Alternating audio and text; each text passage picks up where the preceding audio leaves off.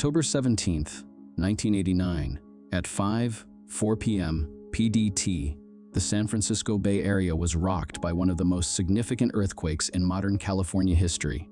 The Loma Prieta earthquake, named after the Loma Prieta peak in the Santa Cruz Mountains where its epicenter was located, registered a magnitude of 6.9 on the Richter scale. Its impact reverberated not only through the ground but also through the lives of millions, reshaping urban planning, emergency preparedness, and seismic engineering in the region.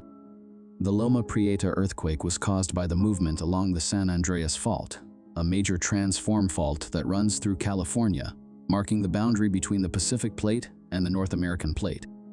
The San Andreas Fault is notorious for its seismic activity, as the two plates slide past each other, building up stress that is periodically released in the form of earthquakes. The epicenter of the 1989 quake was located approximately 10 miles northeast of Santa Cruz and 60 miles south-southeast of San Francisco, at a depth of about 11 miles. This relatively shallow depth amplified the shaking felt at the surface. The earthquake resulted from a right lateral strike-slip motion, where the Pacific Plate moved northwest relative to the North American Plate. Geologists later determined that the rupture occurred along a 25-mile segment of the fault, releasing energy equivalent to approximately 1.6 billion pounds of TNT. While the quake's magnitude of 6.9 was significant, it was not the largest in California's history. The 1906 San Francisco earthquake, for example, was far more destructive. However, the Loma Prieta event was notable for its timing, location, and the vulnerabilities it exposed in a modern urbanized region. The Loma Prieta earthquake struck during the evening rush hour, a time when millions of Bay Area residents were either commuting, working, or preparing to watch Game 3 of the World Series between the San Francisco Giants and the Oakland Athletics at Candlestick Park. The timing of the quake, coinciding with the Battle of the Bay baseball game, meant that many residents were either at the stadium or watching the game on television, which inadvertently reduced the number of people on the roads and potentially mitigated a higher casualty count. Despite this, the earthquake claimed 63 lives and injured approximately 3,757 people.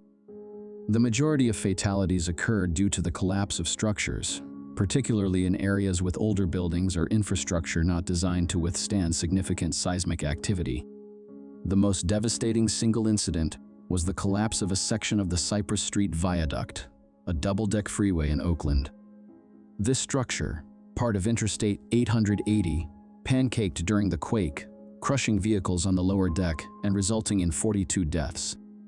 The viaduct's failure highlighted the dangers of outdated infrastructure in earthquake-prone regions.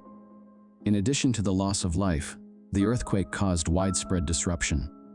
Power outages affected over 1.4 million customers, and gas leaks sparked fires in San Francisco's Marina District, where wooden structures built on unstable landfill were particularly vulnerable.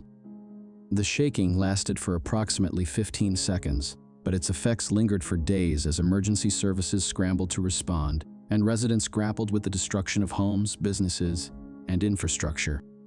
The Loma Prieta earthquake caused an estimated $6 billion in damage, equivalent to roughly $13 billion in 2025 dollars, making it one of the costliest natural disasters in U.S. history at the time. The damage was widespread, affecting homes, businesses, transportation networks, and public buildings across the Bay Area.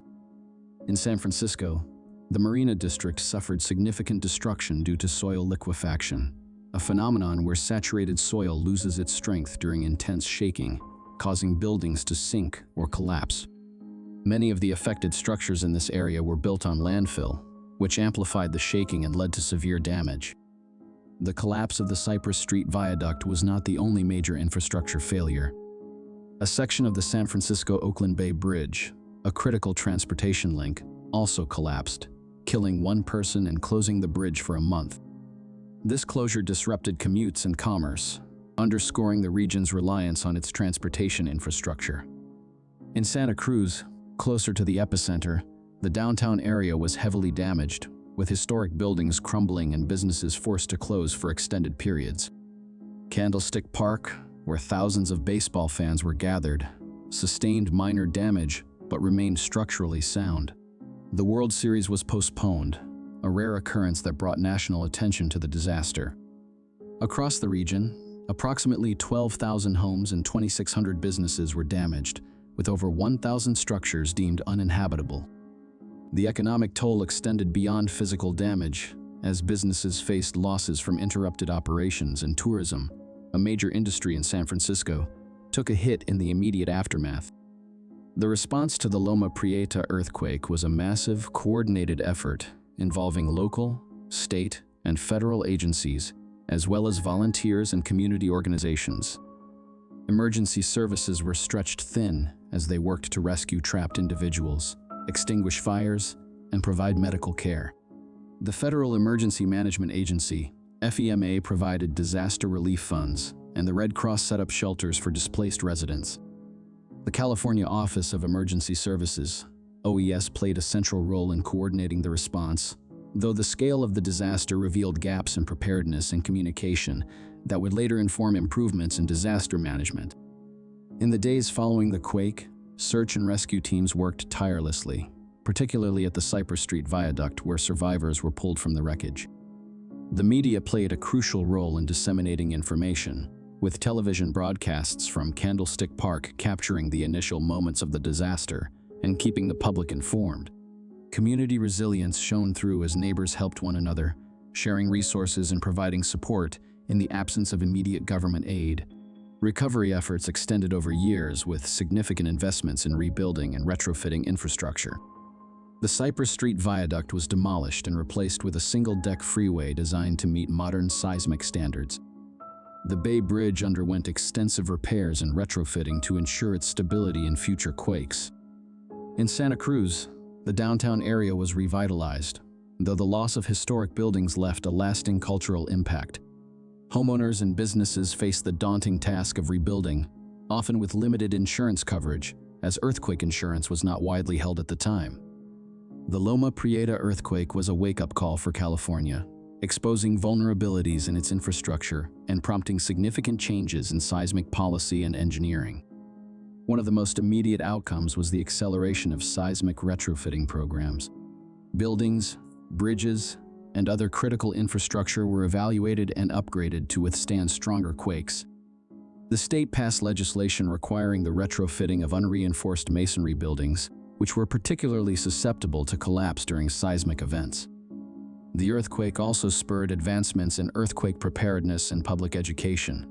The California Earthquake Authority, CEA, was established in 1996 to provide affordable earthquake insurance, addressing the gap exposed by the 1989 disaster.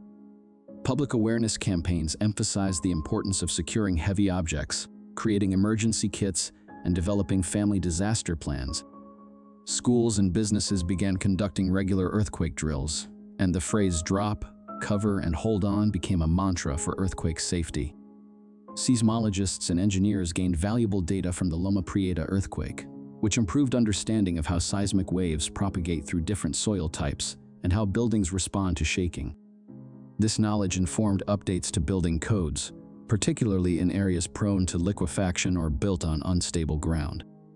The quake also highlighted the importance of real-time seismic monitoring, leading to the expansion of the United States Geological Survey's USGS earthquake early warning systems. On a societal level, the earthquake left a lasting mark on the Bay Area's collective psyche. For many residents, it was a reminder of the region's vulnerability to natural disasters and the need for resilience in the face of uncertainty. The postponement of the World Series, while a minor detail in the grand scheme of the disaster, became a cultural touchstone, symbolizing the moment when a region paused to confront a shared crisis. The 1989 Loma Prieta earthquake was a transformative event that tested the resilience of the San Francisco Bay Area and reshaped its approach to seismic safety. While the human and economic toll was significant, the disaster catalyzed improvements in infrastructure, emergency preparedness, and public policy that continue to save lives today. The lessons learned from Loma Prieta have made California better equipped to face future earthquakes, though the threat of the big one looms large in a state defined by its fault lines. As the Bay Area continues to grow and evolve, the legacy of 1989 serves as a reminder of the power of nature and the strength of human ingenuity in the face of adversity.